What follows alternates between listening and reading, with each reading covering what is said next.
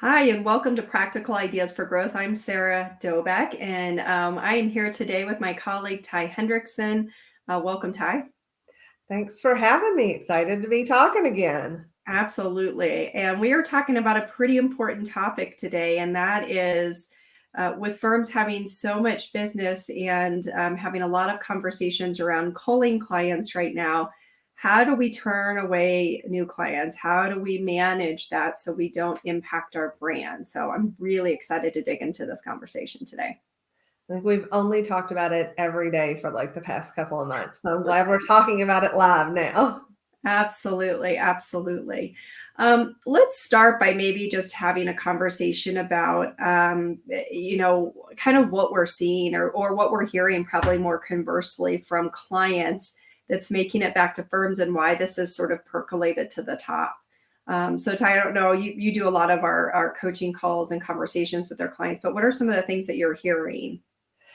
Yeah, it has been such an interesting year, right? Like the past couple of years has been like, okay, we need to grow. We need to find clients. We need this. And all of a sudden it was like a screeching halt, like tire screeching, all of that. Like, whoa, we have all this work and nobody to do it. And so how are we going to manage? And like you said, this is where the culling conversation started. And then what was the interesting part that came out of this is now we have got so many people that have developed these referral sources and have developed such good relationships with their clients, and they're all sending work their way. And it's to the point where it's like, well, that's not really the type of work we want. So maybe I just won't call them back, or, that's not really who we need. And that's not who we're trying to go after. So I'm just going to price it really high and they'll probably not go with this. And so it's turned into this whole confusion around, okay, well, I don't want to upset the people that refer the business, or I don't want to upset anybody that, wants us to bid on their work, but we don't know how to say thanks, but no thanks in a way that, makes everybody feel comfortable. Well, I agree with that. And this isn't new necessarily. I think it's more relevant today because of this capacity and labor shortage that's going on right now. But this has been going on for years. It's one of the reasons that we're calling clients is because, well, there's a lot of reasons we're calling clients, but one of them is that we had this preconceived notion that we were taking on work because we needed to give people an opportunity to learn, right? That's the one of the most common things I hear. Well, they need to practice. And of course, we're going to let them practice with clients that aren't really a good fit for the firm. Or, we got referrals in and we knew that maybe they weren't the right fit. They weren't the right work that we wanted to be doing. But instead of addressing that, we felt like we just had to sort of take it instead of having the conversation with the referral source to say, hey, thanks so much for thinking about us, but this just isn't really where we're going to shine. And we wanted to let you know we want to continue working with you, but it's really important that you know what the best type of work is and, where we can do our best. And it's been going on for years. And, one of the conversations that I had last week at a client's was that there was a prospect that had called that was just so happy that somebody returned their phone call. And it's so fitting for right now because I think there's so many times that if we aren't taking on that work, we either just don't have the conversation or we just don't call them back. And my biggest concern is what is this going to do to our reputation if this is how we're responding to things? And I think there's a way to set boundaries, there's a way to control your growth, right? Without necessarily just ignoring people flat out, which will have such a long term impact in all the work your firm has done to date to build your reputation. It's funny. And I probably even talked about this on a live because this is like the bane of my existence right now. But as you know, we have been trying to do an addition on our house, do some sort of renovation. I don't know how many builders, contractors we have had. We had one company that's well respected in our town that was recommended by tons of people, probably spent 10 hours out here with us. Well, they were supposed to send us a proposal 6 months ago. We still haven't seen anything. No one would give us a proposal. And it's like, it was crazy to me. And I was in the same boat. The first person that was like, here's a proposal. Here's when we can do it. I was like, I'll pay you every dollar I have. just please do this. Like, please just do it. But what's interesting is to your point about what does this do to your reputation? Anybody that asks, oh, how's your addition going? How's the building going? I'm like, would you believe this company has spent 10 hours at my house and still not given me a quote? And it's like for every one person you don't do this to, normally 20 people find out about it. My big mouth, probably 50 or more have found out about it because, and it's not a bad thing, but I'm like, I just don't know what to do. I can't get anybody to call me back. And then all of a sudden 50 people have heard a negative experience when you were really just trying to not have a difficult conversation. And that's all it is. Yeah. And it's hard. Look, we sit here and we talk about these things, and there's a human element to this. This isn't easy for either one of us. It's not easy for me. I have difficult conversations every day, and they eat away at me just like they do, I think, every human on earth, because I don't think you would be human if you weren't affected by having difficult conversations or feeling like you were disappointing somebody or being afraid of what the other person was going to say back. And the one thing I've learned is that having difficult conversations, while it never becomes easy, it never becomes like second nature to have those. It does become easier when you can think through how you want to have that. And I generally find that when your firm establishes the boundaries that are important and protect the other work that you're doing, because that's really what's on the line, is all of the other clients, not just the one or two that are coming in. Like, think about, every firm has their biggest clients and they always want to be doing more work for them. Or maybe they're not your biggest clients, but they just really appreciate what you do. And maybe that work is impactful to you and we can't do some of those things. When we sacrifice or are unwilling to have that difficult conversations around this. And so it's never easy. We talk about it a lot, and it might seem like, oh, you can do this and be non-emotional about it. And it's just not true. These are the things that eat away at me at night and keep me awake and bother me.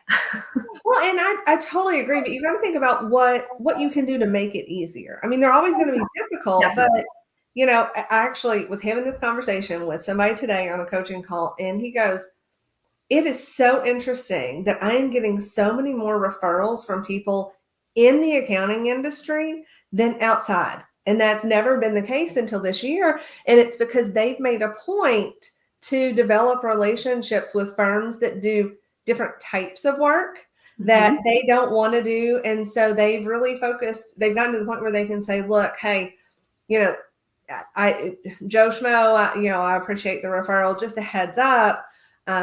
It's really not a great fit for us, but I've got a couple people in mind.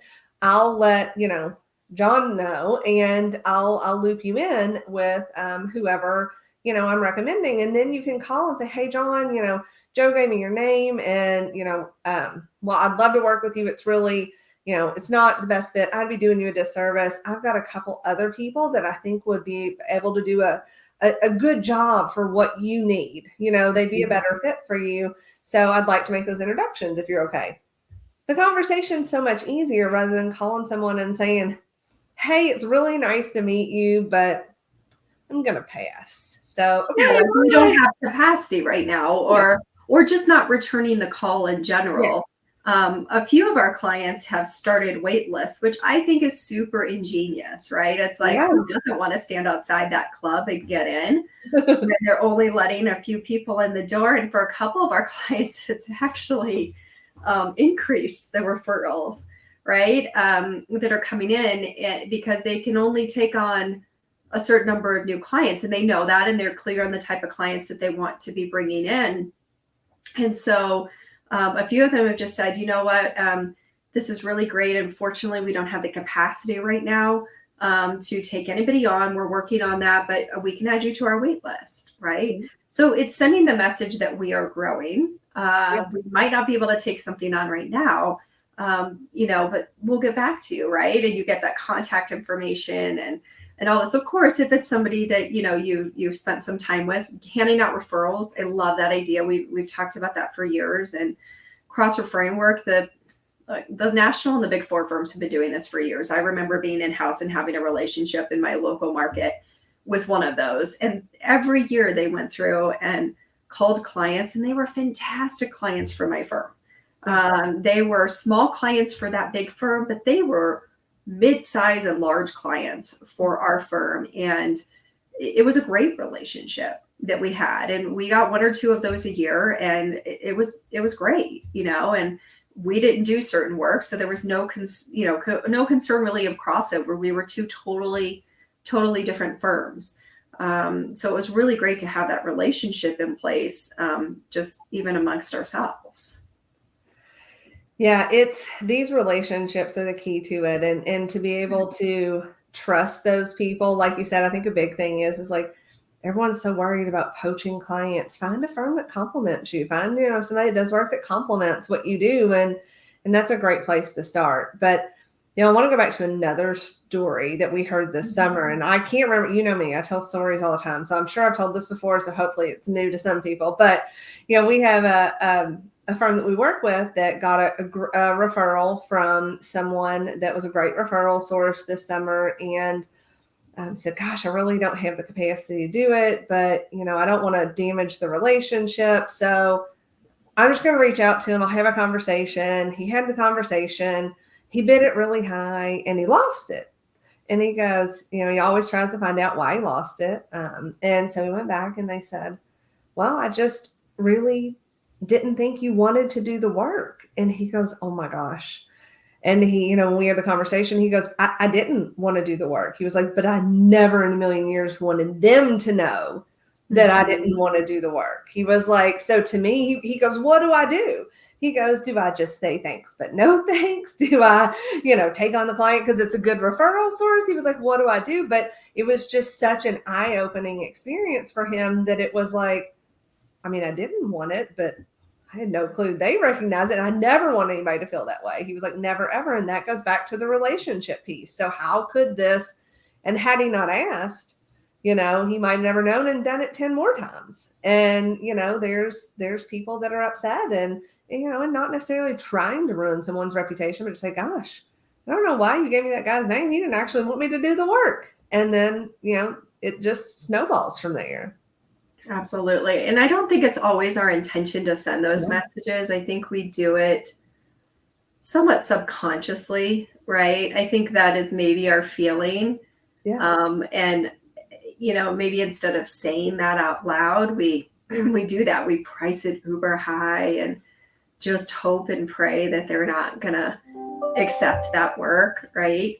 And so I think it's just important to be as transparent and honest with somebody as you can, in those conversations, especially when we're bringing on new clients, because most of these are scenarios where we have new clients coming in the door. We have this whole base of clients that we're continuing to serve, right? And so I think that as we go into the new year and as we think about this, I think we really have to have these conversations as a firm out loud to say, we might not be accepting a whole lot of new work, and we might be qualifying, right, a little bit more deeply the work that we're bringing on, which is a whole nother topic. But I think we need to set the tone as a firm of how we're going to respond, because in the absence of information, we all know what happens. We all make that bleep up. Yeah, that's true. Let me tell you something. If I have the time to think about, why someone's not calling me back, or I got a real good imagination. I'm gonna come up with all kinds of stories. And you know what? I had this conversation before with someone that was selling, and they're like, I was supposed to have this meeting and they didn't show up. And oh my gosh, it was a great prospect and blah, blah, blah. And this is just awful. And they hate me and it's gone forever. And like all this stuff. And I was like, whoa, maybe just send an email and be like, hey, did something happen? You okay? Turns out they were in the hospital and, everything was okay. And they were like, I totally, want to reconnect and stuff. But like, that's how my brain works. I can't believe I was the same one in that situation. But, it is like, oh my gosh. And you spiral and you're thinking, well, this didn't happen. So obviously X, Y, and Z happened, when in reality, it's probably not the truth. So to your point, honesty is always the best policy. It may be harder to say it at first, but it's then you can come up with a solution. The problem is when you avoid it, there's not a solution. Yeah, my favorite phrase to use when we're getting ready to have a difficult conversation and we're just nervous about it is to just put it out there and say like I need to talk to you about something and I'm not quite sure how to do it. So I'm a little nervous, right, about how you might receive this, right? Because it automatically disarms the other person and it gives you a level of consciousness in how you're going to say it that very rarely do you really screw it up. But at least you've put that out there to like, that emotion that we're so afraid to admit that we don't know how to do something. And the reality is that none of us know what we're doing most of the time, right? We're all in the same boat. We're all human. And so I think being able to put that out there if we're going to have that difficult conversation with a prospect or a client or whatever, especially if it's the first few times that we're going through that conversation, I would say that that's critical. And then, those wait lists, right? We talked about that idea. We talked about, how we talk to referral sources and just calling them back, right? Just call the people back, even if you're not accepting work. Try not to send a cold email to somebody unless they reached out through the website or something like that. But a quick conversation, 2 minutes can go a really long way for your reputation. Agreed. Right. Well, we will leave it there for our listeners. This is our last LinkedIn Live of the year. Thank you so much for joining us. We're so happy to have you, and we will see you in 2023. Happy holidays.